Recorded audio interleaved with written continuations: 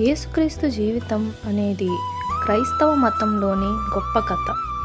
అది ప్రవచనాలు, విమోచన, త్యాగం మరియు ఆశతో కూడినది. ఆయన జీవితంలోని ముఖ్యమైన ఘట్టాలను వివరించే తెలుగు కథను ఇక్కడ చదవండి. మొదటిది, ఆయన రాకను గురించి ప్రవచనాలు.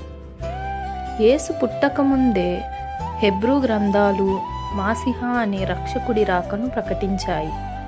ఈయన ఇశ్రాయేలు ప్రజలకు విముక్తిని కలిగించటానికి మరియు శాంతి, న్యాయం, రాజ్యాన్ని స్థాపించటానికి రానున్నారని చెప్పారు.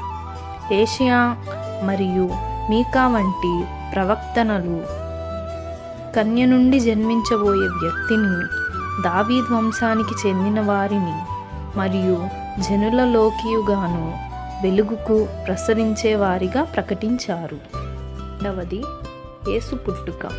యేసు బెత్లెహేములో యూదా దేశంలోని ఒక చిన్న పట్టణంలో మరియా మరియు యోసేపులకు జన్మించాడు. ఆయన పుట్టుక అద్భుతమైనది, ఎందుకంటే మరియ కన్యకగా ఉండి పరిశుద్ధాత్మ ద్వారా గర్భం దాల్చింది.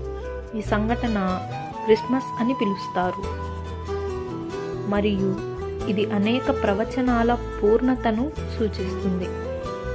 ఆయన పుట్టుక మేకలను కాపాడుకుంటున్న గొప్పులలో ఒక దూత ద్వారా ప్రకటించబడింది మరియు తూర్పు నుండి జ్ఞానులు ఒక నక్షత్రాన్ని అనుసరించి ఆయనకు బహుమతులు తీసుకువచ్చారు. ఆయనను యూదుల రాజుగా గుర్తించారు. యోహాను బాప్తిస్తు ద్వారా యోర్దాను నదిలో బాప్తిసం పొందడానికి ద్వారా యేసు తన పబ్లిక్ మినిస్ట్రీ ప్రారంభించాడు. ఆయన నీటిలో నుంచి పైకి వచ్చాక పరలోకం తెరుచుకున్నది మరియు దేవుని ఆత్మ పావురంలా ఆయనపై దిగింది. పరలోక నుండి ఒక స్వరం, ఇతడు నా ప్రియతమ కుమారుడు, ఇతడిలో నాకు ప్రీతి కలదు అని పలికింది. బాప్తిసం ద్వారా, పరిశుద్ధాత్మ ద్వారా యేసు అరణ్యంలోకి నడిపించబడ్డాడు. అక్కడ ఆయన 40 రోజులు మరియు రాత్రులు ఉపవాసం చేశారు. ఈ సమయంలో ఆయన సాతాను ద్వారా శోధింపబడిన ఆయన తన దైవమయ్యే ధ్యేయంగా గెలిచాడు.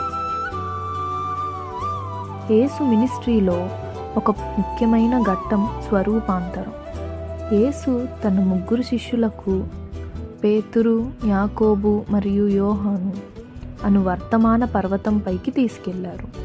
అక్కడ ఆయన రూపం మారింది. ఆయన ముఖం సూర్యునిలా ప్రకాశించింది మరియు ఆయన వస్త్రాలు వెలుగులా తెల్లగా మారాయి.